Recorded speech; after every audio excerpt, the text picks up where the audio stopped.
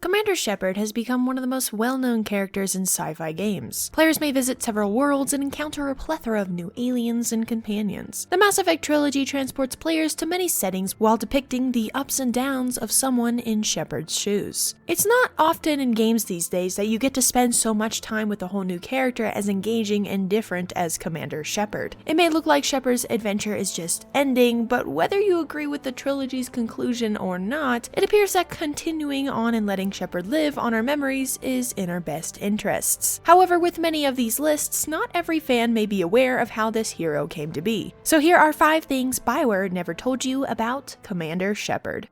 Concept.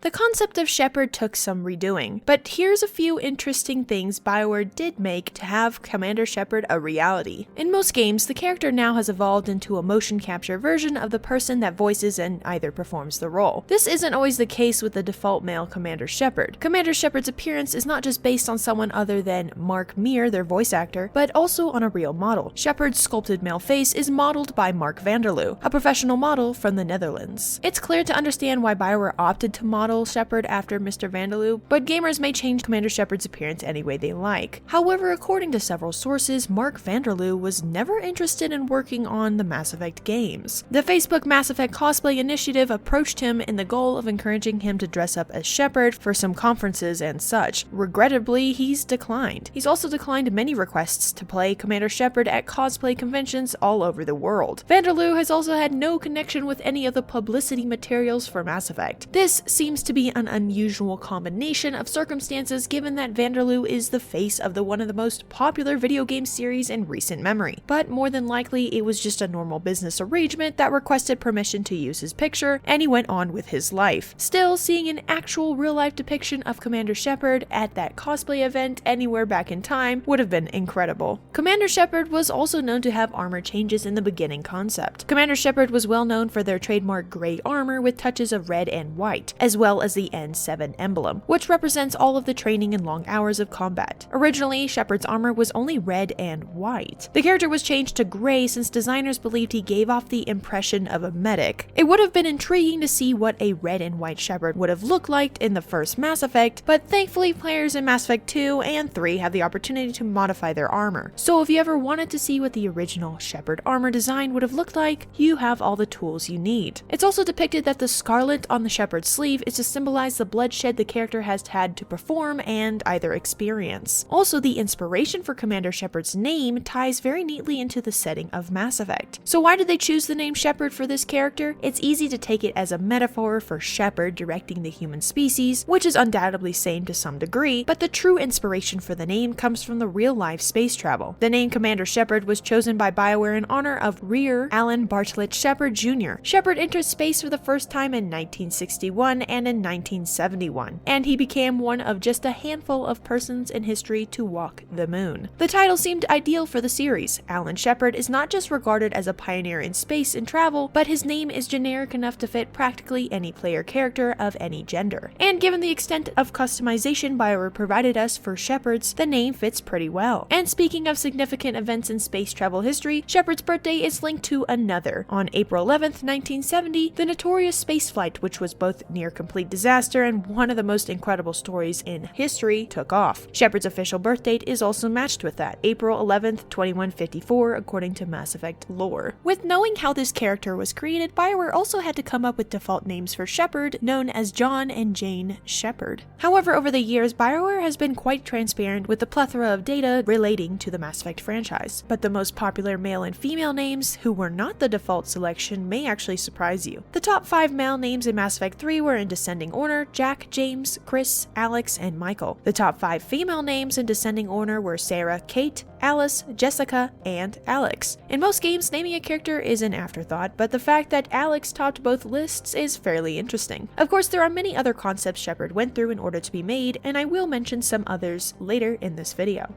Origin stories. These options, labeled pre-service history and psychological profile in-game, will provide your version of Commander Shepard with a more extensive backstory you'll learn about later in the plot. Each background has some distinct side missions and NPCs, and Shepard will occasionally have a unique background based on your decision. Therefore, while it isn't absolutely vital, it certainly matters. Every background is also basically comparable. Each includes a side mission and will be mentioned in passing throughout all 3 games. However, if you want to know how each pre-service history background impacts things in game, here's the scoop. If you pick Spacer, Shepard's mother, Hannah Shepard, is actually alive. You never see her across all 3 games, but she'll appear in voiceover here and there. And in Mass Effect 1, it offers a unique side quest called Citadel Old, Unhappy, Far-Off Things, which involves a soldier that Shepard's mother used to serve with. She can also end up in Mass Effect 3 to work with the Alliance. And if you pick Earthborn in Mass Effect 1, Shepard will be approached by members of a gang they were part of when they were younger. This triggers the side quest Citadel, Old Friends. This background seems to be for a far more rugged Shepard who came from a difficult background. If you pick Colonist, the background went through a major traumatic event, and a unique side quest called Citadel, I Remember Me. In Mass Effect 1, you will meet another person who suffered the same event you did. The side profiles, like the backgrounds, are also basically similar. However, instead of a separate plot quest, each gives a special perks based on the game's morality system. Choosing the appropriate backdrop is important if you want to play the game as a paragon. Furthermore, you'll get to access the exclusive speech and missions that are directly related to your selected psychological profile. If you pick Sole Survivor, the background means Shepard went through a disastrous event involving the Thresher Maw attack. This is the middle ground option, where the background starts with an equal amount of both paragon and renegade alignment points. If you pick War Hero, in this background, Shepard is a highly decorated war hero who has instrumental in a major Alliance military victory. They've been awarded with the highest ranking of medals. As you expect, this Shepard will begin the game with a bonus paragon alignment points. And if you pick the Ruthless option, the Ruthless psychological profile did something benefit of the name, sending much of their unit to their deaths, and even committed a war crime by murdering surrendering enemy forces. Naturally, this Shepard begins the game with bonus renegade alignment points. Regardless of any choice you pick, it still does matter, so choose wisely. Interesting player stats. BioWare over the years has been pretty transparent about how players have interacted with the Mass Effect series. For example, following the release of Mass Effect 2, BioWare announced that 82% of all gamers selected to play as male Shepard, while just 18% picked the female version. Furthermore, 83% of gamers designed their own Shepard rather than using BioWare's predefined model.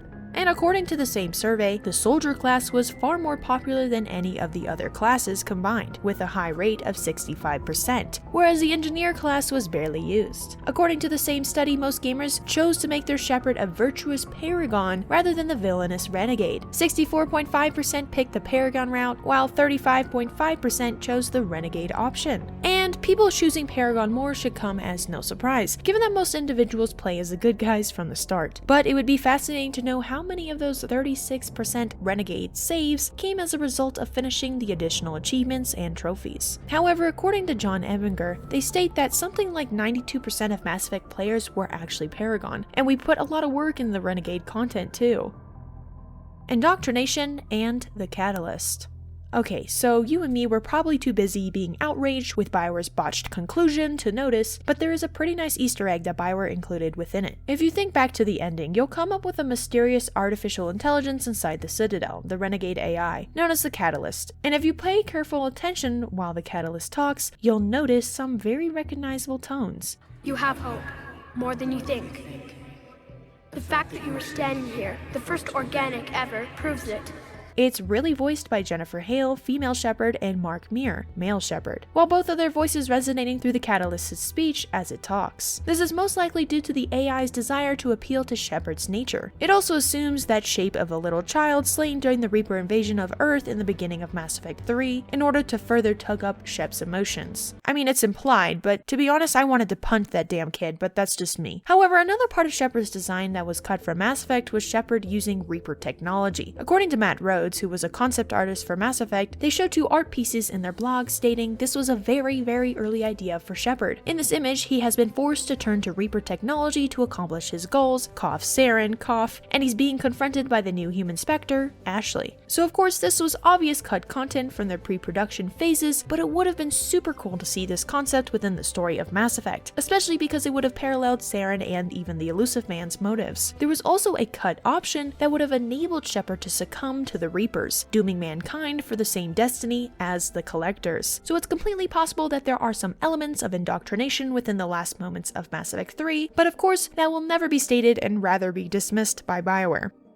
Outside inspiration. Mass Effect is known for either being celebrated by other video games or potentially being inspired by the threat of fans through democratic voting. Some fans remember the female Shepard vote, where a tweet was stated by David Silverman during June of 2011, "There will be a #FemShep trailer. We actually had a meeting on her yesterday. We are working on the look now." A couple of weeks later, from a Comic-Con livestream, BioWare announced 6 potential appearances of female Shepard, and fans could vote for the best one through social media. The winner would become the default female Shepard and featured on the marketing material for Mass Effect 3. With 6 to choose from, the winner was Shepard number 5 by a far margin, ending with around 31,000 votes. However, some people were not happy with this choice. Specifically, articles popped up about the fans' decision of making the blonde female Shepard super basic, or of course falling into the favorite stereotypical Aryan look, blonde hair female with blue eyes. An article writes, "Commander Shepard deserves better than this. You're talking about a woman who brought down a teched-up Saren. A woman who survived being brought back to life after being blown out into space. The woman who punched that damn annoying reporter right between her lying eyes. Just look at Shepard 5, then look back to those words. That is the face of a woman who cares more about her glue-on nails and handbag chihuahua. She's not the savior of the damn universe." Okay, don't get me wrong. What BioWare has done with the FemShep vote is either on purpose or serendipity, pure brilliance. With one simple contest, they've absolved themselves of any responsibility for perceived prejudice of female Shepard's appearance. Or for example, hey, don't blame BioWare for the Aryan nation's collective fantasy that walks up right on your Mass Effect 3 cover. It's just what the fans wanted and voted for. But some fans speculated that one of the reasonings to the public and journalistic eye for the marketing of female Shepard's look made BioWare decide on making fans vote, once again, for hair color. It says the face type of the pre-built female Shepard for Mass Effect 3 has been voted and decided on. Now BioWare needs your help with hair color. The choices were blonde, brown, black, and red. But now it suggests that red hair will go on to win this time around with another far margin vote of almost 13,000 votes. But the voting was done. So whether it was up to a couple of reactions that made the change, or it was BioWare's plan all along, that discussion is really up for debate on what pivoted the votes. But hey, I think every fan can agree that the redhead female Shepard is one of the best female default protagonists we have out there. So no one's really complaining at the end of the day. And speaking of cross-promotion for video games, Commander Shepard's likeness makes surprises appearances in multiple games. Some of these include My Sims Sky Heroes, Kingdoms of Amalur: Reckoning, Dead Space 3, and as an alternative Shepard skin DLC for both Sarah and Noel from Final Fantasy 13-2. And of course, with the Legendary Edition coming out, male and female Commander Shepards appear as weapon charms in Apex Legends during Season 9. And apparently, like Mass Effect, Dragon Age was going to have an N7 inspired armor. According to the same artist as we mentioned before, Matt Rhodes states, "Here's a nice segue image. I just polished up Mass Effect 2 armor when we heard about the crossover armors. It was never built, but I forgot why. Maybe it was a little too Mass Effect to fit into Dragon Age. If this concept art ever happened, it was supposed to be in Dragon Age 2, but hey, it's a bummer. At least Mass Effect has referenced in a lot of video games beyond what BioWare makes, and maybe it's because it's a popular franchise that inspired the gaming industry for all." I also want to thank the creator who made the thumbnail of this video. I commissioned them to make the default female Shepard, and they did tremendously well. They have other amazing pieces like this on their Instagram, so please be kind enough to give them a follow because they definitely deserved it.